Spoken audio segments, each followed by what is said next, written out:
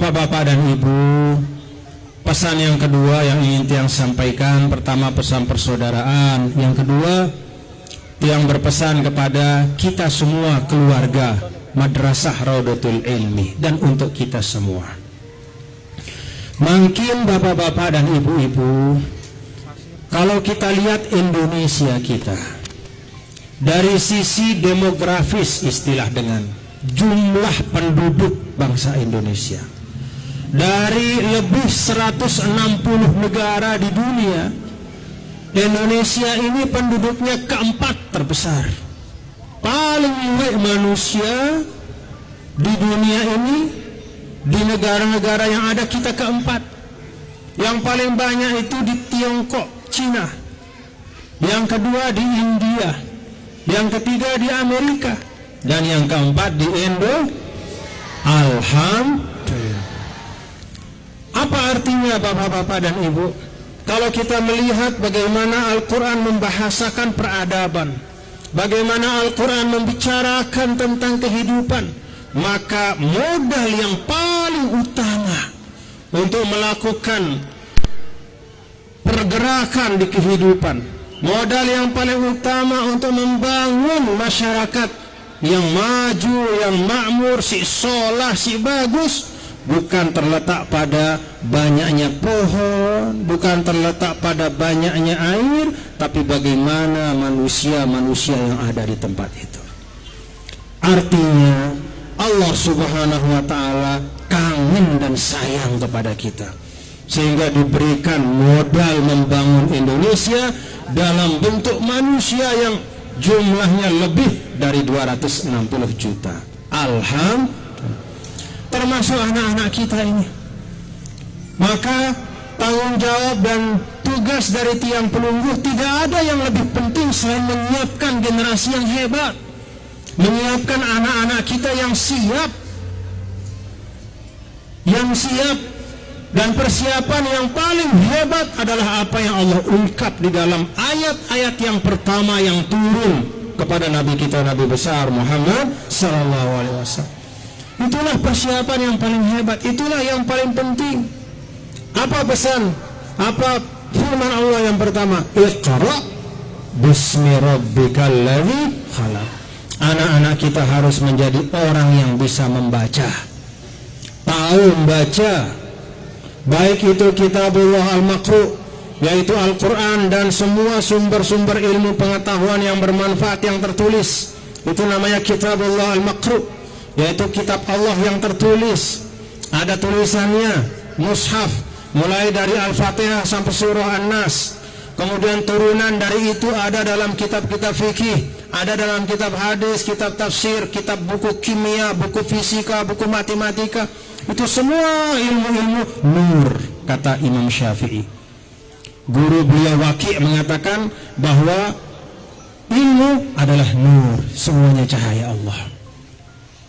Anak kita harus bisa membaca itu, tahu membaca Al-Quran, tahu membaca buku-buku ilmu pengetahuan, Kitabullah Al-Manzur. Demikian pula anak-anak kita harus bisa membaca gejala-gejala alam, bagaimana alam ini Allah Subhanahu wa ta'ala ciptakan dengan menitipkan di dalamnya semua segala macam hikmah kehidupan. Bisa kita belajar. Sudah berdua lulun apa namanya? Buah duren, bukan duren, nanti duren habis pengajian. Itu apa yang seperti korma, kalau kita tahu apa? Kelapa. Belajar dari kelapa. Ilmu kelapa kalau kata orang-orang tua kita. Bagaimana kelapa itu dari ujung atas sampai bawah semua menghadirkan manfaat. Bagaimana proses dari kelapa itu yang ditarik, dipecah, disaring segala macam menghasilkan minyak yang terbaik. Apa bahasanya minyak itu? Minyak kelapa apa bahasa dalam Ta'ala ini? Jelang tuh. Minyak jelang. Betul? Minyak jelang? Minyak kelapa itu ternyata setelah sekarang Dulu pernah bapak-bapak ibu ya, kita pakai minyak kelapa terus tiba-tiba datang minyak yang baru-baru tuh, yang diolah dari kelapa sawit, diolah dari jagung segala macam, sampai akhirnya minyak jelang itu dianggap kuno. Tanggap apa bahasa itu kuno tuh? Kolot. Lalu rame-rame kita isi rumah kita dengan minyak dari kelapa sawit, dari jagung, dari segala macam. Sekarang baru ketahuan ternyata minyak terbaik itu adalah minyak kelapa yang dulu biasa dibuat oleh orang tua kita. Masya Allah. Jadi apa sih tinggalan sesuai dengan ta'ata ini juga hasil dari ilmu mereka. Yang namanya ilmu itu bukan hanya yang tertulis di buku-buku pelajaran, bukan yang hanya diteorikan pada masa sekarang, tapi juga hasil pengalaman orang tua kita, hasil dari tajribah mereka. Apa-apa yang mereka wariskan kepada kita itu hasil ilmu pengetahuan mereka. Dulu yang namanya kelor, ada kelor sudah. Lain pada masa tiang kodek nu kelor doang tak keloran. Kita makan kelor ya. Sampai antara kelor sama kelor itu kan sama ya. Kenapa disebut kelor ya? Karena kita makan kelor. Kita makan kelor, lama-lama datang ayam, fried chicken macam-macam. Datang segala macam makanan-makanan dari luar. Sekarang baru kemudian kita tahu bahwa ternyata kelor itu adalah makanan yang di dalamnya ada antioksidan yang luar biasa. Dia bisa menetralisir racun-racun. Kita menghirup udara kotor segala macam masuk racun, makan kelor itu zatnya bisa membentengi kita dengan izin Allah Subhanahu wa ta'ala. Jadi mari kita belajar itu Bapak Ibu. Kita belajar dari filosofi beruga. Berdua sudah beruga? Berdua beruga? Beruga itu filosofinya adalah menghadirkan perdamaian.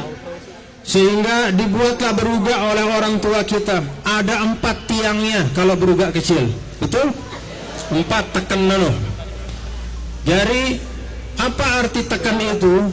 Yang tiang dengar dari sebagian ahli-ahli dari budaya kita, tekan itu adalah tempat dari orang-orang bersandar. Jadi kalau ada orang berkelahi, ada orang berselisih, dia selesaikan di beruga, bukan di tengah jalan. Dia selesaikan di beruga, bukan di pengadilan. Dia selesaikan di beruga, bukan dengan saling merusak, membunuh dan melukai satu sama lain. Jadi 4 tekan itu di sini satu sisi orang satu pihak, lalu di sisi lain ada satu pihak, lalu di sebelah sini tokoh adat, lalu satu lagi tokoh agama. Dengan perantaraan tokoh adat, tokoh agama, semua masalah itu diselesaikan di atas beruga. Besalam, alhamdulillah. Dan ke masalah kedik-kedik, masalah kecil-kecil, ngaduang ke polisi. Saya sita aduang semetonna. Saya sita aduang inana. Ada kejadian, ada anak mengadukan ibunya karena mencuri buah mangganya. Innalillah. Kejadian. Ada sampai orang tuanya dipenjara karena anaknya mengadukan dia karena mengatakan ibunya itu mengambil hartanya. Padahal apa kalau dalam Islam? Anta wa maluka li abika. Arah dengan lalu aning Nabi kita, Nabi besar Muhammad sallallahu alaihi wasallam. Kemudian dia mengeluhkan bahwa bapaknya mengambil uang dia, mengambil makanannya. Apa kata Rasul sallallahu alaihi wasallam? Engkau awakme, bahasa Spancor deh. Apa bahasa Lingsar? Awakmu, badanmu, anta wa maluka, kamu dan badan hartamu itu adalah milik ayahmu. Ini adab diajarkan oleh Rasul sallallahu alaihi wasallam, ya, bahwa ada hak orang tua. Nah Bapak Ibu, sumber pembelajaran kita banyak sekali. Maka yang berharap kita semua di Rodatul Ilmi ini mari tumbuhkan semangat untuk mencari ilmu pengetahuan.